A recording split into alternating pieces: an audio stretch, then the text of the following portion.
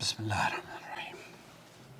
السلام علیکم جی جناب، کیا حال چال ہے؟ قدیر احمد سیالکوٹ سے بات کر رہا ہوں۔ چینل تو میں آپ کا الحمدللہ سبسکرائب کیا ہے، دیکھتا بھی ہوں۔ بہت اچھی بات ہے۔ تو اگر کائنڈلی آپ تھوڑا سا مجھے آپ کی تبدیل میسج پہ چلو اس دفعہ بتا دیں، میں پھر آپ کو ویسے وائس کر دیتا ہوں۔ آپ اکثر آتا ہے، میں خانہ کعبہ میں اکثر جاتا ہوں، تو تھوڑی سی نا خانہ کعبہ کی شیپ مختلف نظر آتی ہے، ذرا تھوڑا سا جس طرح وہ بنا ہوا ہے نا، کبھی کبھار تو اسی طرح نظر آتا ہے، کبھی اکثریت مختلف نظر آتی ہے، اس کا جو حد و حال ہے اور گراؤنڈ وغیرہ سارا مختلف ہی ہے۔ تو اس طرح کے مجھے آپ اکثر آتا ہے، تو اس کا کائنڈلی اگر تھوڑا اس دفعہ میسج میں وائس اگر کر دیں تو چینل میں چلے ہوں تو میں دیکھتے رہتا ہوں آپ کا، تو آپ کی مہربانی ہے۔ عمرہ کرنا ہے تو مجھے ان کے دو خواب ہیں اور ان دونوں خوابوں کی تعبیر رومانہ کے پاس میں نے بھیجی تاخیر سے، اس لیے چونکہ پچھلے دنوں میرا بھی فون خراب ہو گیا، اور عجیب اتفاق ہے کہ محترمہ رومانہ صاحبہ کا بھی فون خراب ہو گیا، تو ہم دونوں کے فون خراب ہونے کی وجہ سے کچھ ایک تو خواب کی تعبیر کا سلسلہ کچھ لمحے کے لیے رک گیا، اور دوسرے یہ کہ سوال و جواب جو سوالات آپ کے آ رہے تھے وہ اکثر سوالات ڈیلیٹ ہو گئے۔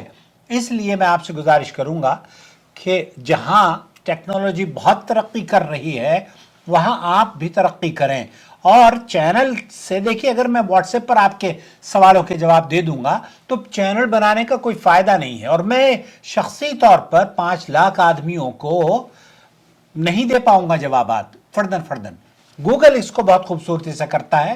اس کا طریقہ کار یہی ہے کہ آپ اپنا سوال یا خواب ہمیں بھیج دیں، ہم یوٹیوب اور فیس بک پر آپ کے خواب کی تعبیر، آپ کے سوالوں کے جوابات لے کر حاضر ہو جائیں گے۔ آپ دعا کیا کریں اللہ رب العالمین جو وسائل اور اسباب اور ذرائع ہیں وہ اس چینل کو جو چلانے والے ہیں بس وہ زندہ رہیں، سلامت رہیں اور سپورٹ کرتے رہیں۔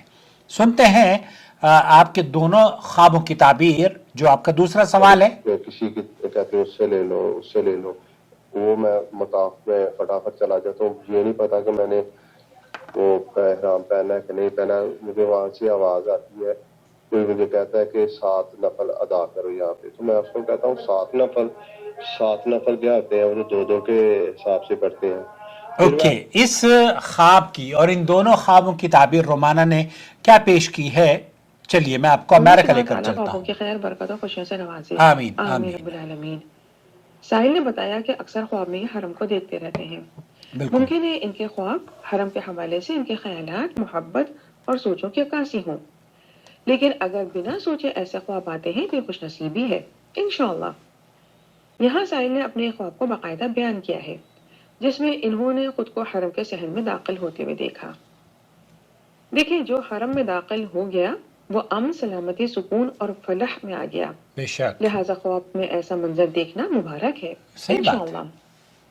اگر سائل شادی کے خواہش مند ہیں تو من پسند شریک حیات کی خوشخبری ہو سکتی ہے۔ اگر سائل شادی شدہ ہیں اور مزید شادی کی تمنا یا خواہش نہیں رکھتے تو یہ خواب کا منظر سائل کے گھر، ان کے صحن، ان کے آنگن میں نیک بچوں کی خوشخبری ہو سکتا ہے۔ اگر سائل کاروبار یا روزگار کے حوالے سے بہتری چاہتے ہیں تو خواب کا یہ منظر بہتری کی خوشخبری ہو سکتا ہے انشاءاللہ۔ خواب کے منظر میں سائل نے والدہ سے احرام مانگا تاکہ عمرہ پرفارم کر سکیں، تو والدہ نے دوسروں سے لینے کا اشارہ دیا۔ خواب کا یہ منظر کسی ایسی جذباتی وابستگی یا تعلق کی علامت ہو سکتا ہے جہاں سے سائل کو کوشش یا خواہش کے باوجود مطلوبہ نتائج نہ ملے ہوں۔ غور کریں، سائل خواب کے منظر میں عمرہ ادا کرنا چاہتے تھے، لیکن ان کو کنفرم نہیں تھا کہ انہوں نے احرام پہنا ہے یا نہیں، اور اس کے باوجود یہ فوراً مطاف پہنچ جاتے ہیں۔ دیکھیں، خواب کا یہ منظر سائل کی طبیعت میں جلد بازی کو ظاہر کر رہا ہے۔ ممکن ہے بعض اوقات معاملات سائل پر اس طرح حاوی ہو جاتے ہوں کہ یہ جلد بازی سے کام لیتے ہوں۔ اگر ایسا کچھ ہے تو اس پر توجہ دیں اور تھوڑا سا وقت لگا کر تحمل سے پروز اینڈ کونس پر غور کرنے کے بعد قدم بڑھایا کریں۔ خوف کے منظر میں کسی آواز کے کہنے پر سائل 7 نفل 2 دفعہ ادا کرتے ہیں، جبکہ دل میں یہ جانتے ہیں کہ نفل 2 کے حساب سے ادا کرنی چاہیے۔ دیکھیں، غور کریں، خواب کے منظر میں سائل نے درست بات جاننے کے باوجود وہ کام کیا جو کسی دوسرے نے ان سے کرنے کو کہا، یعنی کسی نے ان کو مینیپولیٹ کیا۔ ممکن ہے خواب کا یہ منظر اس بات کو کنفرم کر رہا ہو کہ سائل پر بیرونی دباؤ یا حالات حاوی ہو سکتے ہوں، جس کی وجہ سے یہ سچ اور حق کو جاننے کے باوجود ایسا قدم اٹھا سکتے ہوں جو جلد بازی یا بیرونی دباؤ کی وجہ سے عمل میں آئے۔ لہٰذا سائل کو چاہیے کہ محتاط رہیں۔ روزگار، کاروبار یا گھریلو معاملات میں گہری نظر ڈالنے کے بعد نتائج کو اخذ کیا کریں، اور کوئی بھی فیصلہ یا قدم اٹھانے سے پہلے اچھی طرح اس کے فائدے اور نقصانات پر ضرور غور کریں۔ بالکل۔ اور کوئی قدم اٹھانے سے پہلے یا فیصلے سے پہلے استخارہ ضرور کریں اور مخلص سمجھدار تجربے کار لوگوں کی رائے کو شامل کرتے رہیں۔ بہت خیر نصیب ہوگی انشاءاللہ۔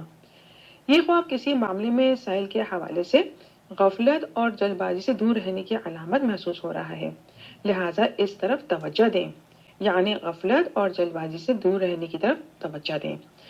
اگر جلد بازی اور غفلت والے معاملات ان میں محسوس ہو رہے ہوں تو اس کو فکس کر لیں۔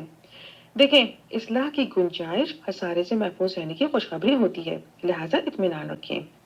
یہ نماز کی پابندی کرتے رہا کریں، اور سورہ اسراء کی آیہ نمبر 11 اینڈ آیہ نمبر 12 یعنی آیہ نمبر 11 اور آیہ نمبر 12 کو پڑھ کر اس کے ترجمے پر ضرور غور کریں۔ بہت رہنمائی نصیب ہوگی انشاءاللہ۔ اللہ سبحانہ تعالیٰ خواب کی خیر، برکت اور خوشیوں سے ان کو جلد نوازے۔ آمین رب العالمین، واللہ اعلم۔ بہت شکریہ رومانہ، جزاک اللہ خیر۔ دیکھیے، خوابوں کی جو دنیا ہے نا، میری ابھی ایک ویڈیو میں نے آپ کی خدمت میں پیش کی ہے، اس کو بھی آپ ضرور دیکھ لیں۔ اللہ رب العالمین نے ہماری تقدیر میں جو ہمارے ساتھ ہونا ہے وہ ہماری پیدائش سے ہزاروں سال قبل لکھ چکے ہیں۔ اب ہمیں، اور ڈاکٹر یاسر الدوسری امام کعبہ نے ایک خوبصورت نصیحت کری کہ ہم جو لوگ، 2 طرح کے رزق ہیں اس دنیا میں، ایک تو رزق وہبی ہے اور ایک ہے رزق کسبی۔ کسبی کا مطلب یہ ہوتا ہے کہ جسے آپ حاصل کرتے ہیں، جسے آپ کماتے ہیں، جسے کے لیے آپ جد و جہد کرتے ہیں۔ لیکن ایک ہوتا ہے وہبی، اور وہ وہب کیا ہے؟ وہ جو اللہ رب العالمین نے آپ کو، آپ کے آباء و اجداد کو، انبیاء اور رسل کو، تمام کو اللہ تعالیٰ نے عطا فرمایا ہے۔